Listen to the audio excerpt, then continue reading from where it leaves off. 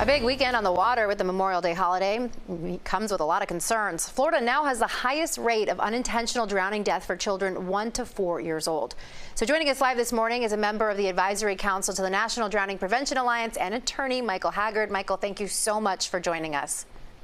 Thank you so much. Yeah, this is just such an important topic here. So right now, many families are packing up for vacation.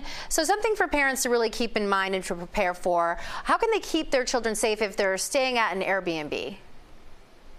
Well, it's really troubling because Airbnb doesn't have any regulations. So the first thing I would tell families to do is when you get there, if there's a pool there, make sure there's a pool fence. If there is not, there should be pool alarms on all the doors outside of the pool. We see too many times where folks get to a place late, they're tired, and then a tragedy happens that very night or the next morning because they're unfamiliar with the safety features that are there for that pool. So make sure you check it out before you book your vacation, and actually check again right when you get to the Airbnb or the VRBO, wherever you're staying. Yeah, so many people are now staying in these vacation rentals. And of course, as you said, it's always good to be prepared. So what are some other safety tips you have for families as they head out on vacation Memorial Day weekend or even this summer?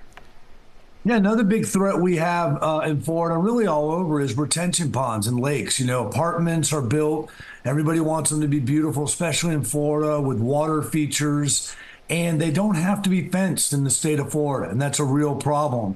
And so if you have a retention pond or you have water nearby, what happens is, kids get through doors. They at that age where they're very vulnerable, they can open locks, they can open doors. So be sure you know about the water around where you're staying, even if you have no plans to use it. No one swims in a lot of these retention ponds, but kids end up getting into them because kids are naturally attracted to water. So make sure, even if you don't plan to swim or use the water that day, you know what safety features and what threats are around where you're staying. Yeah, we've seen it so many times. I mean, children are so capable of opening sliding glass doors, just being able to slip out. It happens all the time. But you've mentioned outside, well, it isn't the only place where parents should be concerned. Can you explain where inside the home there are some potential drowning hazards as well?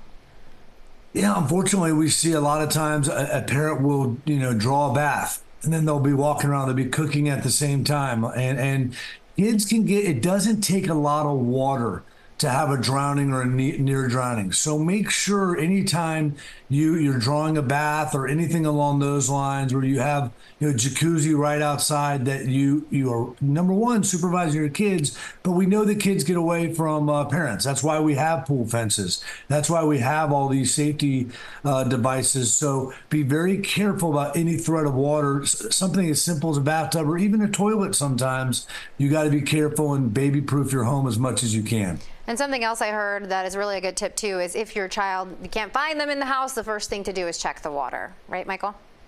Yeah, it's such a problem. Parents, they go right outside to the parking lot, and they're looking for, God forbid, they get hit by a car or did somebody kidnap them.